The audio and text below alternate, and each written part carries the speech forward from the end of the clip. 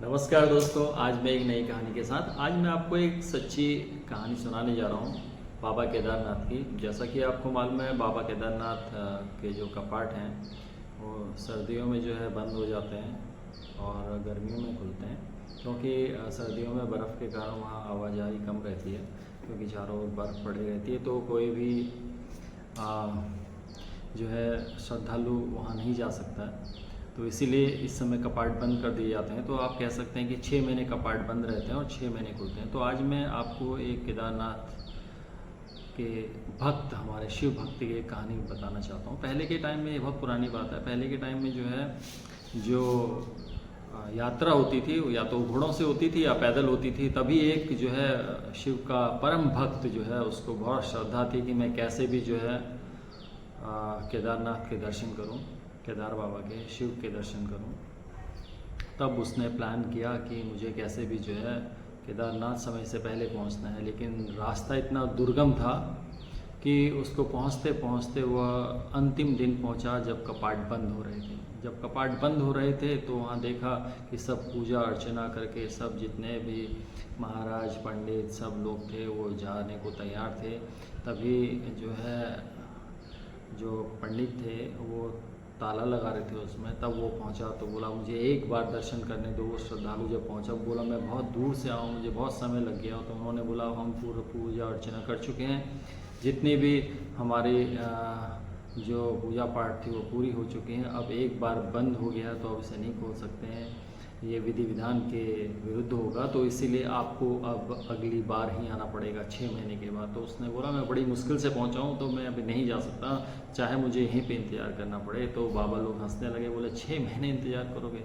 बोला और मेरे पास कोई ऑप्शन नहीं है, क्योंकि उसके अलावा मेरे पास कोई रास्ता नहीं है, तो मुझे 6 महीने यहीं रुकना पड़ेगा। तो सब लोग बोले पागल है। बोला कोई बात नहीं, जब ठंड लगेगी तो ये भी जो है अपने घर को चला जाएगा। ये कह के वो वहाँ से चले गए। जब देखा कि हर कोई वहाँ से चला गया, जहाँ बहुत भीड़ हुआ करती थी अब वो खाली सा सुनसान सा लगने लगा और धीरे धीरे जो है अंधेरा होने लगा, रात होने लगी। तो देखा कि एक साया उसकी ओर को बढ़ रहा था और उसने देखा अरे अभी तो कोई तो है यहाँ पे। तो देखा कि एक बाबा वहाँ पे आए। बोला अरे वत्स आप घर नहीं जा रहे? तो उन्होंने बोला नहीं बाबा, मैं बहुत दूर से आऊँ, मुझे भगवान के चाहे 6 महीने इंतज़ार करना पड़े मैं यहीं पे करूँगा। तो बाबा ने बोला कोई बात नहीं, आप 6 महीने इंतज़ार कर सकते हो। बोला हाँ बाबा देखो ऐसा है, ये बोल रहे हैं कि अब 6 महीने के बाद खुलेगा, लेकिन मैं तो अब घर जा नहीं सकता क्योंकि मैं बहुत दूर से आऊँ और मैं कहाँ रहूँगा। तो मेरा एक ही ऑप्शन है कि मुझे मंदिर में ही रहना पड़ेगा, चाहे मुझे कितनी भी ठंड लगे। यह कह के वो जो है वहीं पे रहने लगा। तो बाबा जो है उसके बगल में बैठे और कुछ प्रसाद उसको दिया और बोला कोई बात नहीं, बस अब इंतज़ार करने का जब सोच ही लिया है तो ठीक है करो, मैं भी बहुत दूर से आया हूँ, थक गया हूँ, तो मैं भी आराम करता हूँ। तो वो जो है बाबा उस श्रद्धालु के साथ बैठे और क्योंकि जो पंडित है वो तो कह के गए थे कि अब तो हम तुमसे 6 महीने के बाद ही मिलेंगे, अगर तुम यहाँ रहोगे तो मिलेंगे, अगर चले जाओगे तो फिर दोबारा चले आना। तो ये कह के वो जब चले गए थे तो वो शिव जो भक्त था वो वहीं पे जो है एक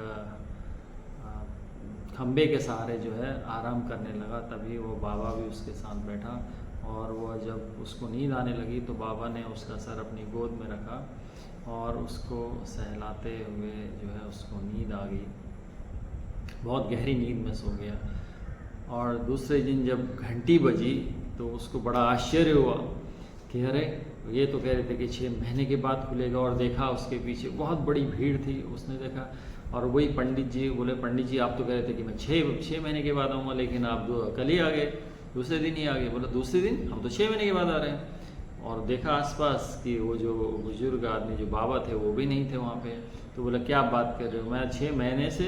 बोला कल ही तो बोला था मैं, वो बाबा आए थे, उन्होंने बोला कि हाँ चलो मैं भी तुम्हारे साथ इंतज़ार करता हूँ। मैं उनके साथ इंतज़ार किया और आप जो है दूसरे दिन ही आ गए। बोला बाबा को कैसे बाबा? उन्होंने बोला एक आपके जाने के बाद जब मेरे को रात को नींद आने लगी तो एक बाबा आए और वो मेरे साथ बातें करने लगे, तो मुझे नींद आ गई, उन्होंने मुझे अपनी गोद में सुला लिया।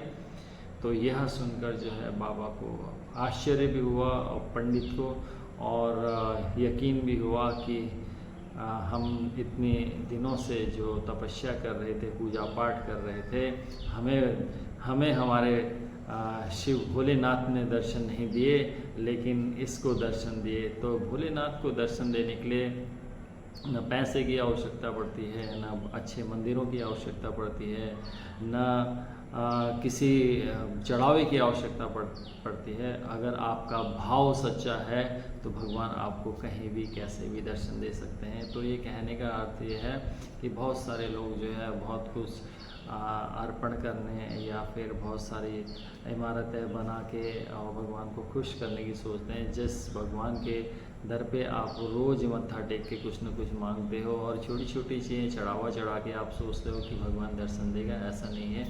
आपका भाव सच्चा होना चाहिए। अगर आपका भाव सच्चा है, वो आपकी खाली जेब नहीं देखता है, वो आपका भाव देखता है कि आपका भाव में कितना वजन है। तो यह कहानी भक्तों के लिए है जो वाकई जो भक्ति करते हैं और वो दर्शन के अभिलाषी हैं, तो उनको अपने भाव के साथ मंदिर में प्रवेश करना आवश्यक है। यही आज की कहानी थी। धन्यवाद, नमस्कार।